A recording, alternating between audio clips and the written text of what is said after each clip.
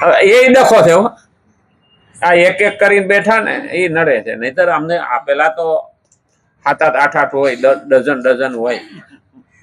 હા, તે અમે ઘણા ને તો હું નામે યાદ રાખવા પડે. પછી કે નામ યાદ હું રાખે, નામ લે એટલે જે આવે એ આવડો. આ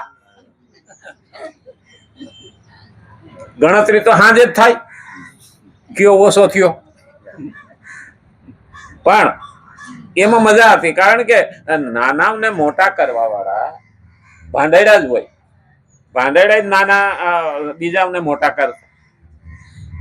પણ અટાણે એક જ છે, અને એકની વાહે એટલા બધા સગવડ આપી દે ને કે એ માયકાંગલો જ થાય, અને કાં તો મદદિયું થાય.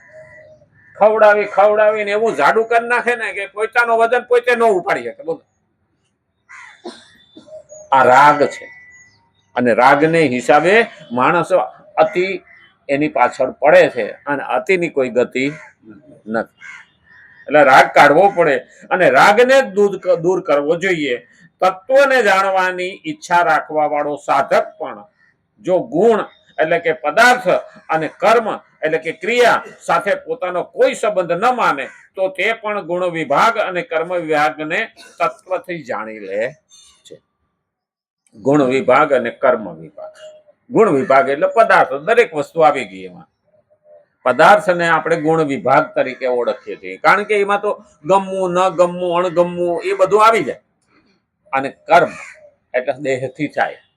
દેહમાં પછી બધી ઇન્દ્રિયો આવી ગઈ, 5 જ્ઞાનેન્દ્રિય, 5 કર્મેન્દ્રિય બધી આવી ગઈ. આ દેહ કીધો, શરીર કીધું. આ શરીર મારફત કર્મ થવાનું. શરીર ના હોય તો કર્મ થતું નથી. શરીર છે તો એની અંદર મન આવ્યું, બુદ્ધિ આવી, ચિત્ત આવ્યો, અહંકાર આવ્યો, આત્મા આવ્યો.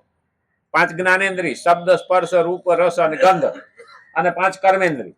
આ બધું જ એમાં આવ્યું. તો એક દેહ કહીએ એટલે બધું આવી ગયું. તો એને શું કીધું? પદાર્થ અને કર્મ. ગુણ એ પદાર્થ છે, અને ક્રિયા એ કર્મ છે. સાથે પોતાનો કોઈ સંબંધ ન માને તો તે પણ ગુણ વિભાગ અને કર્મ વિભાગને તત્વથી જાણી લે. ચાહે ગુણ વિભાગ અને કર્મ વિભાગને તત્વથી જાણે, ચાહે પોતે ચેતન સ્વરૂપ અંદર જે આત્મા છે તે તત્વથી જાણે. બંનેનું પરિણામ એક જ હશે. તત્વથી જાણે આ આત્માને, તત્વથી એટલે ભગવાનથી જાણવાનું, કારણ કે ભગવાનનો અંશ છે. આત્માને ઓળખાવી ના રે ભવના ફેરા નહીં કરે. પાછો શબ્દ ન્યા જ આવીને ઉભો રહે. તત્વ ચેતન સ્વરૂપને તત્વથી જાણે. તત્વ એટલે ભગવાન માનવા. તત્વ ને તર્કથી જાણી શકાય. તત્વ એટલે ફિલોસોફી, અને તર્ક એટલે લોજિક. અંગ્રેજીમાં લોજિક કે, અને તત્વજ્ઞાન અને ફિલોસોફી કે. હવે ફિલોસોફી જાણવી છે, મારે ભગવાનને જાણવો છે, તો તર્ક જોઈએ. હવે તર્કમાં 3 વિભાગ આવે: તર્ક, વિતર્ક અને કુતર્ક. તો કુતર્કથી ભગવાન જાણી શકાય નહીં. તર્ક વિતર્ક હોય ને એને પણ હજી સમજાવવાની કોશિશ થાય અને દેખાડાય. પણ તર્ક એવું કહે છે કે ભગવાન છે. ઘણા એવું કે ભગવાન નથી. જો ભગવાન હોય તો દેખાય નહીં. ઘણા આવો પ્રશ્ન કરે. ત્યારે તર્ક એવો સિદ્ધાંત બતાવે છે કે આ ઘડિયાળ છે એ દેખાય છે ને, આ ઘડિયાળ છે, આ દેખાય છે ને, તો કે હા આ તર્ક. આ દેખાય છે તો હા આ તર્ક. તો આને બનાવનારો દેખાય છે. ઘડિયાળ તો કોઈક બનાવનારો તો હશે જ ને. જો બનાવનારો નથી દેખાતો તો શું એ નહીં હોય? એના વિના થાય ખરી? આ જ વસ્તુ ભગવાનના બાબતમાં આપણને તર્ક સમજાવે છે કે માણસ દેખાય. હા, એ કે દેખાય તો મા બાપ મારફત થયો. કેવી રીતે વધ્યો? કેવી રીતે? એના એક સરખા મોઢા કેમ નથી? તો કોક બનાવનારો તો હશે જ ને. અને બનાવનારો હશે તો એ દેખાતો નથી. ઘણી વખત ઘરેણું પહેર્યું હોય, ઘરેણું દેખાય, પણ એનો ઘડનારો દેખાય ખરો? નહીં. એટલે એવું ના માની બેસાય કે ભાઈ ઘડનારો દેખાતો નથી તો હું માનું જ નહીં કે એ નથી. ના, એ શક્ય જ નથી. માણા બનાવનારો ભગવાન દેખાતો નથી, છતાં કર્યું છે એ છે એની સાબિતી છે આ તર્ક. એટલે તર્ક વિના તત્વ જાણી શકાતું નથી. એટલે કીધું છે ચેતન સ્વરૂપને તત્વથી જાણે બંનેનું પરિણામ એક જ હશે. એને જાણ્યા પછી માણસને પ્રેમ વધતો જાય ભગવાન તરફ. જ્યારે ભાવપૂર્ણ ભક્તિ આપણે ત્યાં કીધી છે, ભાવથી ભક્તિ કરો એનો મતલબ શું થયો કે જેના તરફ જાણ્યા પછી પ્રેમ વધતો જાય. બીજા અર્થમાં જોઈએ ને તો આપણે પેલા મેળામાં જાતા અને છોકરો છૂટો પડી જાય, 2-3 દીકરા હોય ને એકાદો દીકરો છૂટો પડી જાય, નાનો હોય અને છૂટો પડી જાય. હવે 10-15 વર્ષ સુધી એ મા દીકરો ભેગા થતા હોય પણ ઓળખાણ આપનારો કોઈ હોતો નથી. પણ જેના પાસે ગયો તો એને ખબર હતી કે આનો છોકરો છે ને એ જયારે સામે ભેગા થાય ત્યારે ઓળખાણ કરાવે કે આ તમારો છોકરો છે. નહીતર કાયમ મળતા તો ખરા, અને પછી ઓળખાણ કરાવે કે આ તમારો છોકરો છે, આ મેળામાંથી મને મળ્યો હતો. તો એ મા દીકરાનો પ્રેમ કેવો ઉત્પન્ન થાય, કેવો આનંદિત થાય. એ પહેલું યાદ રાખવાનું કે આપણને તત્વને જાણવા માટે થઈને તર્કથી આ ઓળખાણ કરાવી. ભગવદ્ ગીતાએ આપણને ઓળખાણ કરાવી અને તો પછી ભગવાન ઉપર વધારે પ્રેમ થાય. જેમ માને રોજ ઓલો છોકરો મળતો તો એનાથી વિશેષ પ્રેમ તે દિવસે થયો. શા માટે? આ તો મારો દીકરો છે. ત્યાં સુધી એને ખબર હતી નહીં. એમ આપણે પણ તર્કથી જયારે ભગવાન તરફ જાણીએ, વિવેક આવે, જ્ઞાન આવે તો ભગવાન ઉપર પ્રેમ વધતો જ જાય, વધતો જ જાય, વધતો જ જાય. અને એટલે કીધું ગુણ કર્મ વિભાગને તત્વથી જાણવાનો ઉપાય. શું ઉપાય? તો શરીરમાં રહીને પણ ચેતન તત્વ એટલે આત્મા સ્વરૂપ સર્વથા અક્રિય અને નિર્લિપ્ત રહે છે. અક્રિય એટલે એ આટલો આત્મા કર્મ કરતો નથી, ક્રિયા કરતો નથી. અક્રિય અને નિર્લિપ્ત રહે છે. શેમાંય લેપાયમાન થતો નથી. ગીતાના 13મા અધ્યાયનો 31મો ક્યાંય લેપાયમાન થતો નથી. પ્રકૃતિનું કાર્ય છે શરીર, ઇન્દ્રિય, મન, બુદ્ધિ વગેરે. ઇદમ આ કહેવાય છે. ઇદમ આ કદી અહમ હું નથી હોતું. આ કહેવાય, તે કહેવાય, પણ હું હોતું નથી. પ્રકૃતિનું કાર્ય છે, એ ક્યારેય બની શકે નહીં. પ્રકૃતિ જળ પદાર્થ છે અને ઈશ્વર અને આત્મા એ તો ચેતન સ્વરૂપ. એટલે એ પહેલું બની શકે નહીં. કારણ કે સત્વગુણ, રજોગુણ અને તમોગુણ આ ત્રણને પ્રકૃતિ કીધી. અહમ હું નથી હોતું. જ્યારે આ શરીર વગેરે હું નથી. આ શરીર છે એ હું નથી. આત્મા છે એ હું છે. હું જુદું અને આ મારું. આપણે એમ કહીએ આ હું, આ તો મારું માથું થયું. આ નહીં કે આ હું, આ તો મારો હાથ થયો. તો હું કોણ? અહીંયા આ પહેલો પ્રશ્ન કર્યો છે. ખરેખર આમાં ઉતરીએ ને તો ઊંઘ ઉડી જાય. આપણે જાણતા નથી ને જીવીએ છીએ ને એમાં મજા. પેટ્રોલના બોમ્બ ઉપર બેઠા હોય ને આપણને ખબર ન હોય, તણખો પડે ને ભડાકો થાય ને ત્યારે ખબર પડે આ એના જેવું છે. આપણે જાણતા નથી હજી સુધી કે હું આ શરીરને હું માની બેઠો છું. અત્યાર સુધી આપણે આવી જ રીતે જીવીએ છીએ. ખરેખર છે ને આપણે શરીર એ જો હું હોત ને તો જન્મમાં ત્યારથી અત્યાર સુધીમાં ધીરે ધીરે ધીરે ધીરે શરીર એક સમયે જેમ સૂરજ ચડે ને બપોર થાય એવું થઈ ગયું. અને પછી ઢળતા ઢળતા ઢળતા સૂર્યના આથમે એવું થઈ જાય. એટલે માની લેવું પડે ને. તો આપણે ઘણી વખત એ જાણીએ કે એ તો બુઢો થયો તો હું બુઢો થવાનો. આપણી પાસે સ્વીકારી લઈએ ત્યાં જ વાંધો છે. અને નહીતર તો કહેવા વાળાએ તો ત્યાં સુધી કીધું છે કે હંસલો નાનો ને દેવળ જૂનું થયું. આ શરીર જૂનું થાય છે.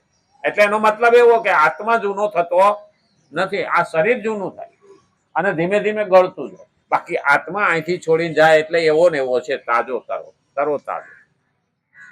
આત્મા મરતો નથી. અને એટલે કીધું હું નથી ત્યારે ઇદમ આ થવા વાળી ક્રિયા મારી કેવી રીતે થઈ? આ શરીર હું નથી અને હું શું? એ શરીર નથી. તો આત્મા તો પેલા કરતો નથી, શરીરથી થાય છે, તો એના મારફત પાપ લાગે છે ને. અને એટલે જ તાત્પર્ય એ છે કે શરીર, ઇન્દ્રિય, મન, બુદ્ધિ વગેરે આ બધા પ્રકૃતિના કાર્ય છે અને પોતે તેમનાથી સર્વતા અસંબંધ અને નિર્લિપ્ત છે. અસંબંધ, એની હારે સંબંધ નથી, નિર્લિપ્ત છે. હવે તો પાડાના વાંકે પખાલીને ડામ જેવું છે. આમ જોવા જઈએ ને આપણે ને ગામડામાં એક કહેવત છે, પાડાના વાંકે પખાલીને ડામ છે.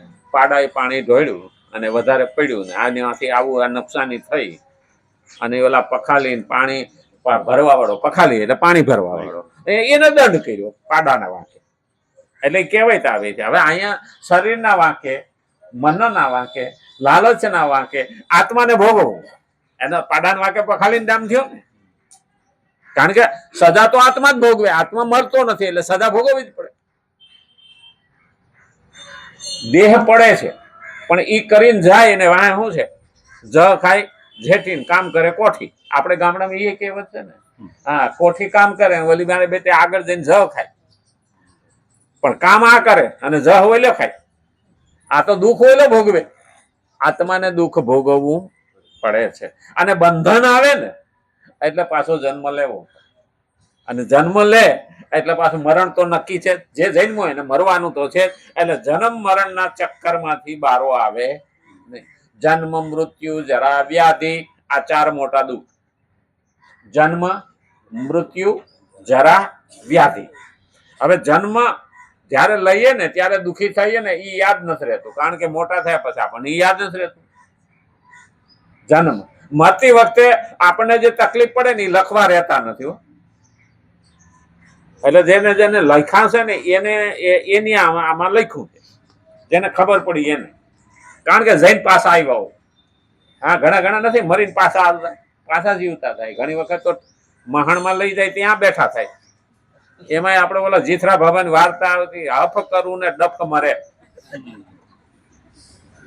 હજુ કઈ તો મર્યો જ નહોતો.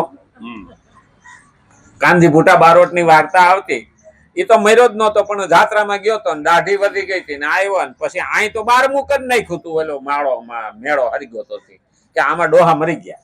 હા, અને આવ્યો ને ત્યાં પેલા તો હોવે જ ભાઈ, અરે હાફ કરવું ને ડફ કરે. ઘેરે જાય તો કોઈ ઓળખે નહીં, પછી ઓલું મોઢું સાણાનું કરતા ને એની અંદર જઈને બેઠા. ત્યાં વહુ લેવા આવી સાણા ને એમાં ડોહાએ ડોકું કાઢ્યું. અરે બાપો, ભૂત થઈને આવ્યો. આપણે એવું જ થયું. જન્મ, મૃત્યુ, જરા એટલે બુઢાપો. જરા એટલે બુઢાપો. આ શરીરમાં બુઢાપો આવે ને ત્યારે તકલીફો બહુ થાય. જરા અને વ્યાધિ. વ્યાધિ એટલે ચિંતા અને વ્યાધિ એટલે રોગ. આ બે અર્થ છે. એટલે જન્મ, મૃત્યુ, જરા, વ્યાધિ. જો ભાગવતમાં એક આવે છે, જરા સંઘે 17 વખત હુમલો કર્યો મથુરા ઉપર. આનો અર્થ સમજી લો ને તો ખરેખર સંસ્કૃત ભાષામાં તત્વજ્ઞાનમાં કે છે જરા સંઘ એટલે જરા એટલે બુઢાપો અને સંઘ એટલે સમૂહ. બુઢાપાના સમૂહે શરીર ઉપર હુમલો કર્યો અને એ 17 વખત હુમલો કર્યો એટલે 17 જાતની તકલીફો આપણા શરીરમાં નિશાનીઓ આવી અને પછી કાલયવન આવ્યો. એટલે કોણ? મૃત્યુ. એટલે સમજી જવું જોઈએ. આપણે પછી ભલે એ બધી નોટિસો મૂકતા હોય ને તરી 17 નોટિસો જ આવે. જરા સંઘ 18મી વખત કાલયવન આવ્યું. અને એટલે કીધું છે શરીર, ઇન્દ્રિય, મન, બુદ્ધિ વગેરે બધા પ્રકૃતિના કાર્ય છે અને પોતે તેમનાથી સર્વતા અસંબંધ અને નિર્લિપ્ત છે. એ એમાં લેપાતો નથી. હકીકતમાં આપણે દહીં વલોવી છાશ કરીએ અને વલોવ્યા પછી માખણ કાઢી અને એ જ માખણનો પીંડો પાછો છાશમાં નાખીએ તો છાશમાં ભળે ખરો? નહીં. ઉપર તરે. બસ આપણે સંસારમાં રહેવાનું અને માખણ જેવું થવાનું. એટલે લેપાવાનું નહીં, પાછું હાવ ઉપર ચોટી જવાનું નહીં. સંસારમાં સરતો રે મન મારી પાંચ. એટલે સંસારમાં જ રહેવાનું, મૂકીને જવાનું નથી. ભગવદ ગીતા ક્યાંય એવું નથી કહેતી કે ઘર મૂકીને બાવો થઈ જાય. ઉલટાન બાવા છે ને કે ઘર વહાય. હા, સંસ્કૃતિનું કામ તો જ થાય. એટલે ક્યારેય એવું નથી કીધું. ઘણા તો હું અમે અમુક જગ્યાએ કહેતા ને, હજી જુવાન છે કે અમારે એને કાંઈ બાવો કરવો નથી, ગીતા સાંભળે. એટલે મેં કીધું ગીતા તો બાવા છે એને ક્યાંક મગો સંસારી થાય. 2 છોકરા આવી છે તો ભગવાનનું કામ થાય. એટલે ગીતા